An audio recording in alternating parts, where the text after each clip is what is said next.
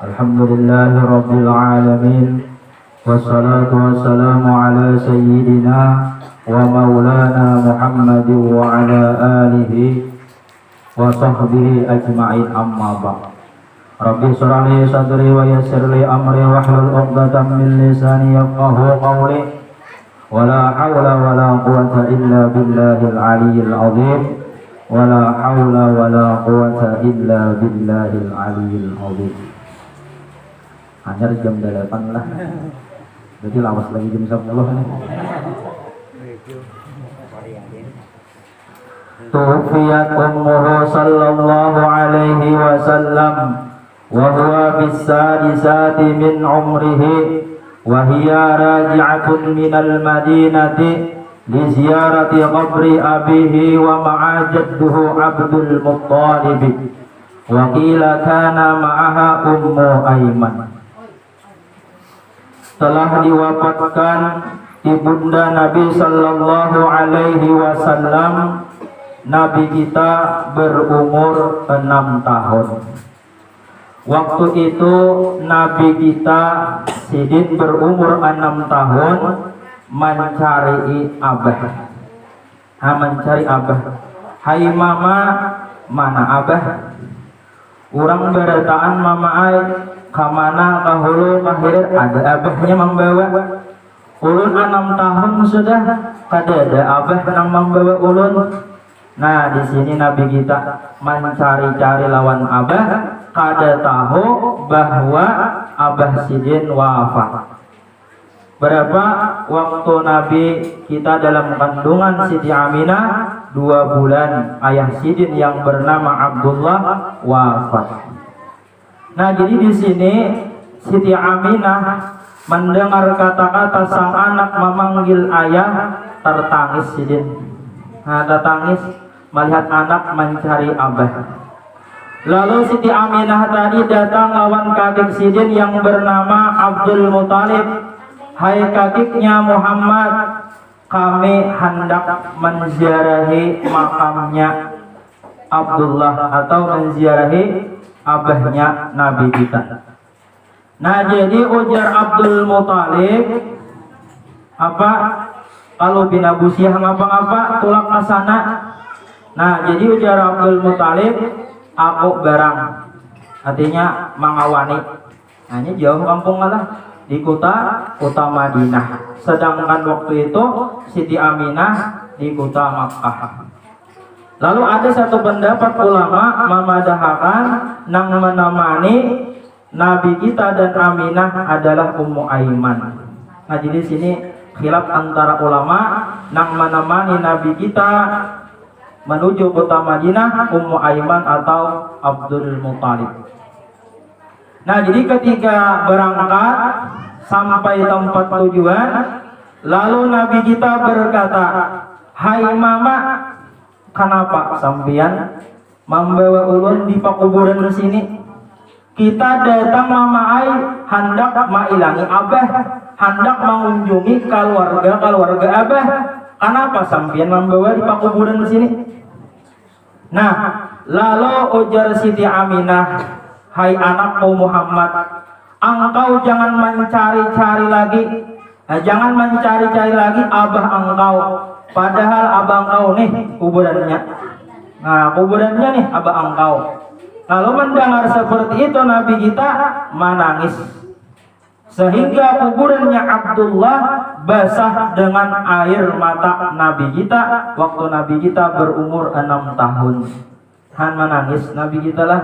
Ada pernah melihat kawitan Aina Nabi kita waktu diangkat menjadi rasul, Nabi kita diberikan Tuhan oleh Tuhan mukjizat.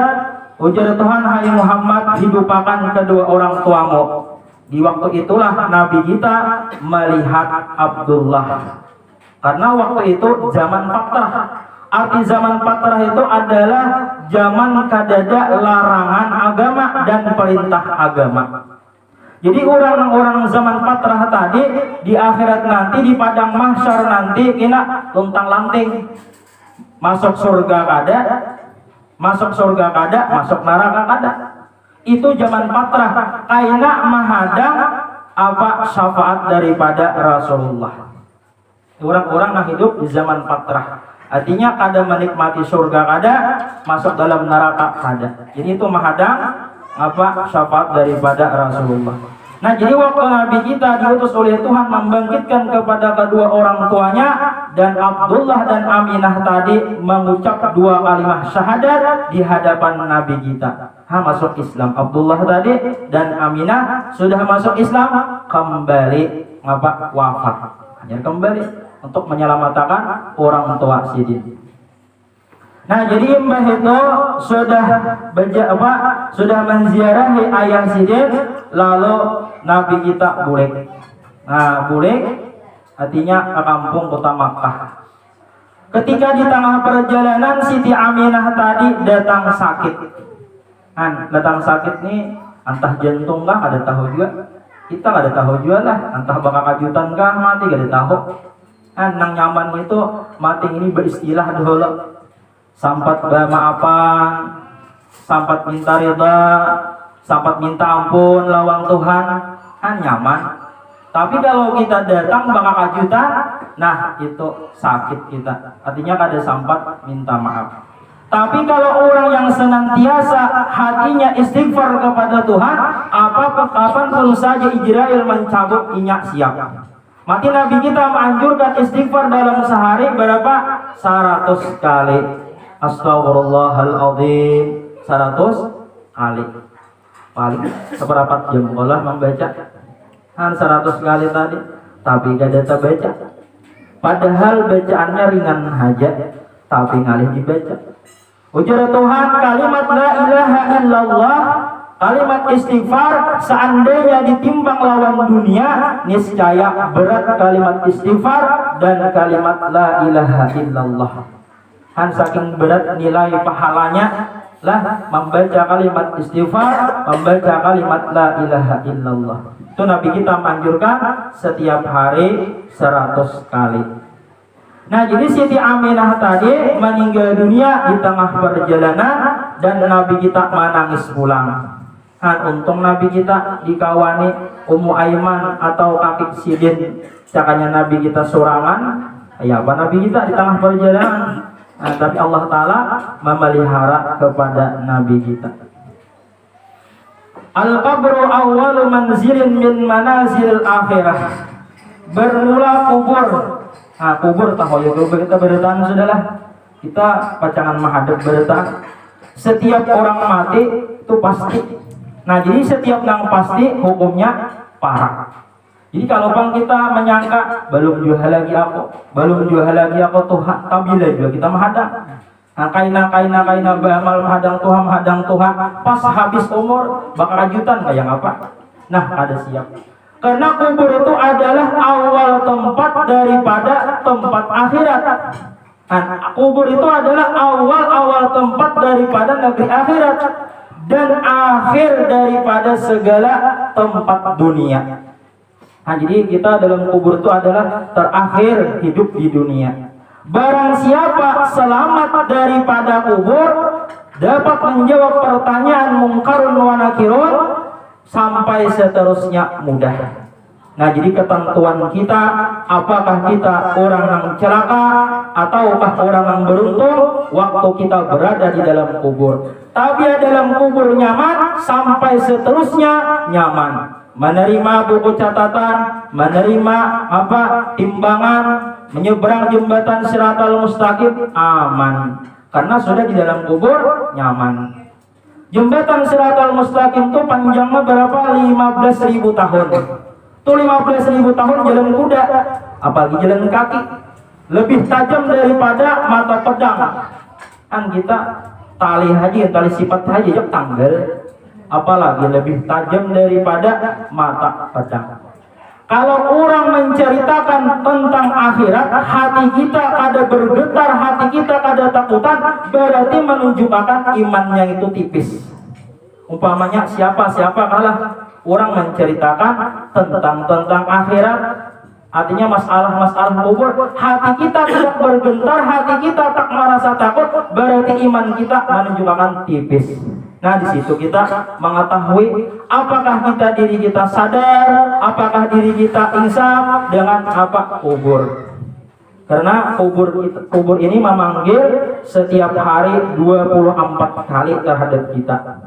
Nah, saben jamnya sajam sekali kubur memanggil lawan kita. Hari-hari itu. Nah, kita ada mendengar lah.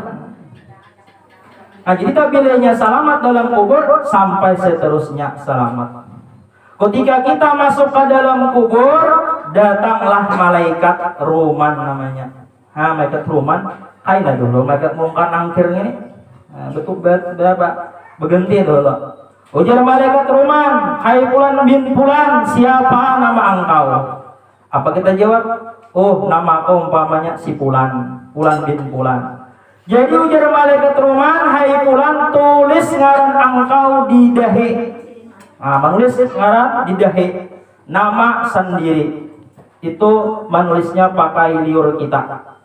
Nah, pakai liur ditulis nama kita Fulan bin Fulan. Sudah menulis ngaran kita di dahi, lalu ujar malaikat ruman, tulis ulang amal jahat dan amal kebaikan engkau di kain kapan. Nah, jadi kain kapan itu kayaknya penuh dengan catatan kita. Nah, kita sendiri adakah hendak berdusta-dusta di sana? Nah, jadi sudah malaikat ruman tadi sudah perintahnya menulis, lalu buka hanya datang malaikat mungkarun wa nakirun. Mungkar nangkir ini kada langsung mananya juga dulu. Nangapa? Diciumnya tubuh kita. Mulai hujung kaki sampai hujung rambut diciumnya. Kalau pina ada di dalam dunia menggawi kesalahan, berarti seumpamanya pernah menjajakan yang kada baik. Tangan umpamanya pernah berbuat kejahatan, telinga pernah mendengar nang kada baik, mata melihat nang kada baik. Jika bilainya kada sempat bertobat, mati ngapa dapat siksa. Dapat siksa karena kada sempat bertobat. Tapi lah orang banyak dosa sempat bertobat, dalam kubur nanti diciumnya malaikat munkar nakir bau harum.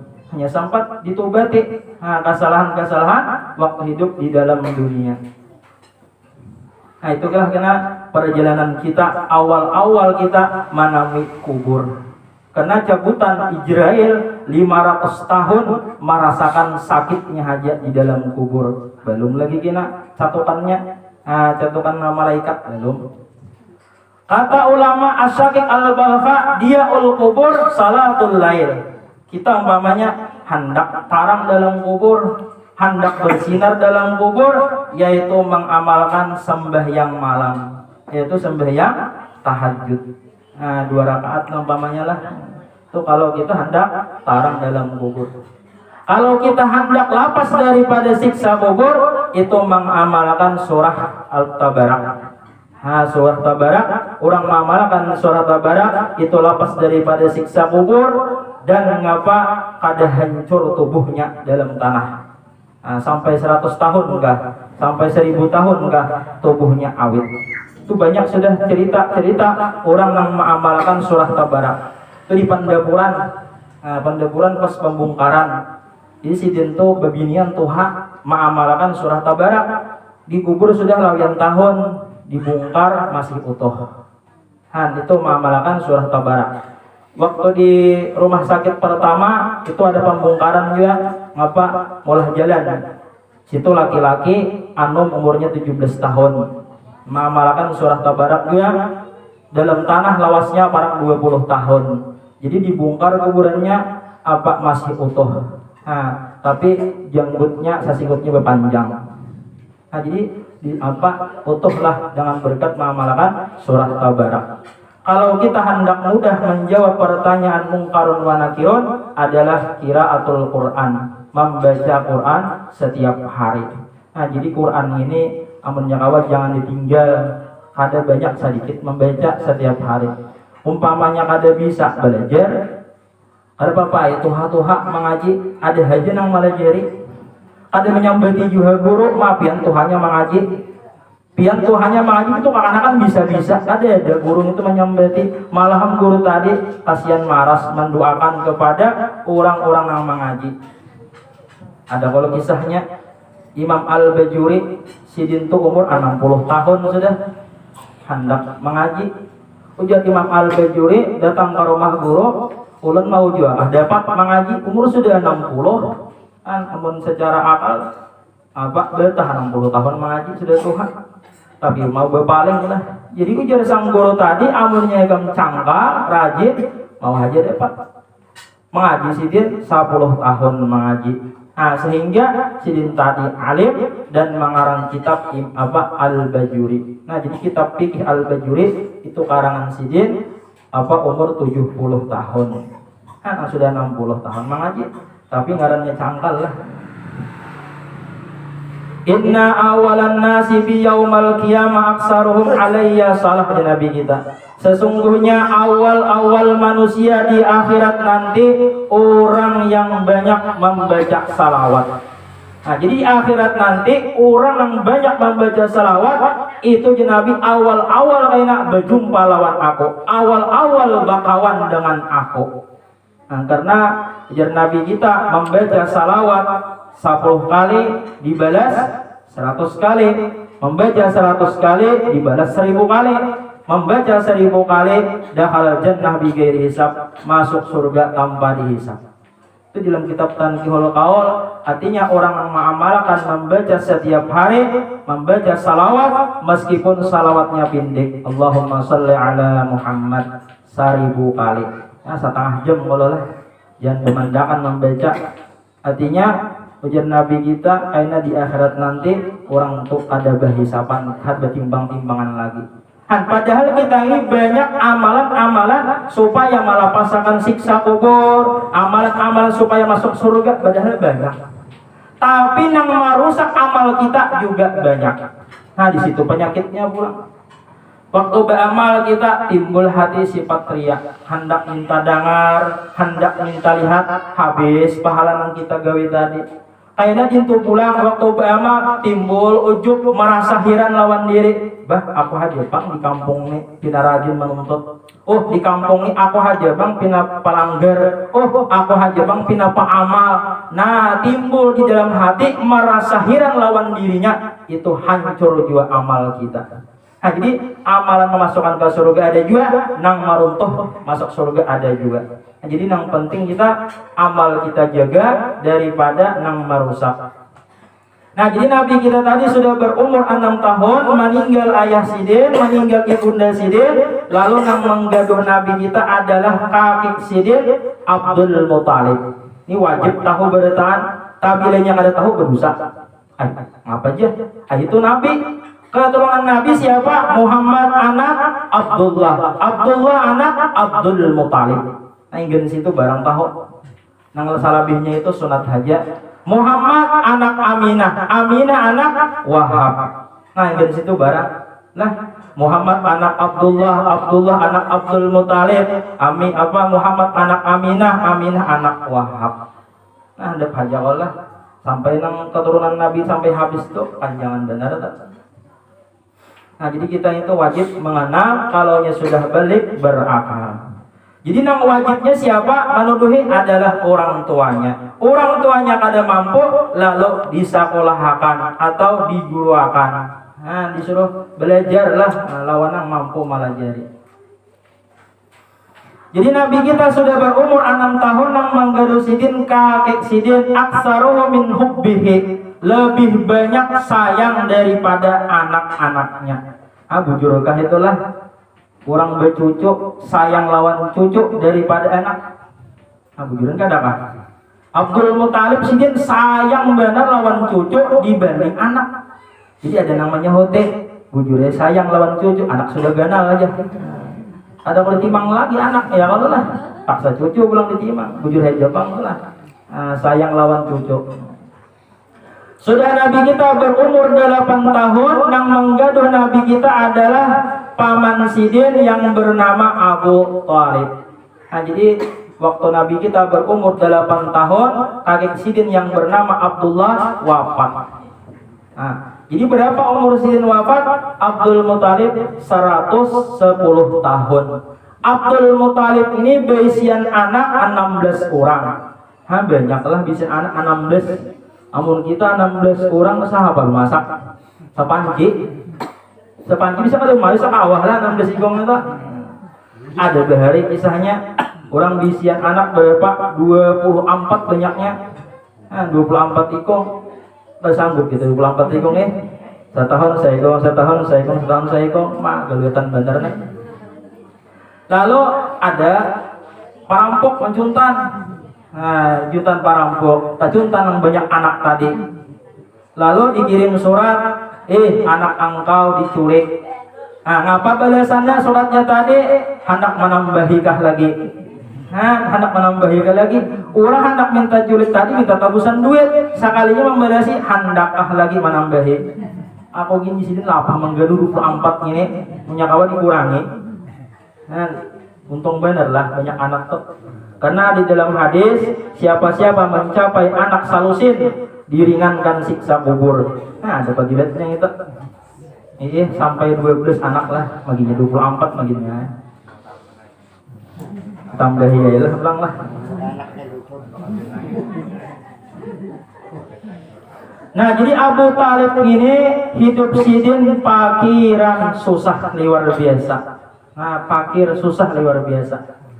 Nah, jadi Abu Talib tadi ketika hendak memberi makani Nabi kita, memberi makani makanan kita ini parah sudah lah, teman-teman aja nih, tadi jadi jam 10. Nah, jadi Abu Talib tadi hendak memberi makani Nabi kita, disiapkan makanan oleh Abu Talib. Jadi anak-anak sidin bakumpul berataan dan Abu Talib juga umpat bakumpul. Lalu dipanggil, hai Muhammad, nak kasih makanan. Kita bayi makan. Nah, tapi ujar Abu Talib, engkau berdahulu, biha kami berdudi. Artinya bayi makannya, tapi berdahulu Nabi.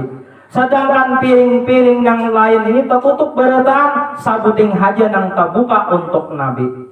Nah, padahal Abu Talib ini tahu ini kosong piring lah ditutup sidin. Tutup berataan tutup. Karena isinya kosong. Jadi ujaran Nabi kita, hai paman, nak kasih kita makan bayi-bayi, manyuap bayi-bayi, kada ikam berdahulu ha. Ai kadulun kada makan mungkin kada bayi manyuap, kada ujar paman. Cakanya berisi barangkali bayi-bayi makan. Isinya kada ada. Karena sidin hidup sidin susah. Rupanya Nabi kita tahu juga paman ini bisa benar menutupi, nasinya kada ada. Nah, kita ini insyaallah dihajar bang lah. Nah, jadi ketika apa jar Nabi kita, dijapai Nabi kita piring-piring tadi saben buahan sehingga penuh berisi makanan. Nah, jadi Nabi paman buka makanan tadi. Nah, sehingga pamannya tadi terkejut melihat nasi tadi ada. Nah, ini sebahagian daripada kelebihan Nabi kita di waktu kecil. Kan umur anak berapa itu? Umur 8 tahun lah. Jadi sewaktu menjaga Nabi kita, Abu Talib tadi sugih. Asalnya hidup Abu Talib susah menjadi sugih. Siapa yang menyusui Nabi ngarannya Halimatus Sa'diyah, hidupnya susah menjadi sugih. Saking susahnya Halimatus Sa'diyah tadi makan sehari-hari aja kada mayo. Ngapa gawin Halimatus Sa'diyah mambilupah menyusui anak-anak orang. Orang kada hapunnya mambilupah mau pahakan lawan Halimatus Sa'diyah karena Halimatus Sa'diyah ini orangnya kurus. Orangnya kurus dan lakinya buta. Nah, sampai-sampai kada kawa memberi makani anak orang karena banyu susunya kada ada. Nah, semenjak maharagu Nabi kita, Halimatus Sa'diyah tadi menjadi sugih, menjadi kaya raya. Nah, karena tabiat Halimatus Sa'diyah adalah suka mensyukuri nikmat orang lain. Halimatus Sa'diyah itu ada di higa rumah dapat rezeki, alhamdulillah. Artinya tetanggaku dapat rezeki. Kaina esok hari ada pulang nih tetangganya dapat rezeki, alhamdulillah. Padahal sidin kada ada harta, kada ada apa-apa, sidin mensyukurinya. Nah, mudah-mudahan dengan adanya kita sekadarnya membaca maulid Nabi dan kisah-kisah Nabi, kita sabarataan mendapatkan syafaat nanti di akhirat di padang mahsyar. Amin ya rabbal alamin. kita sedikit tahlil lah. Bismillahirrahmanirrahim.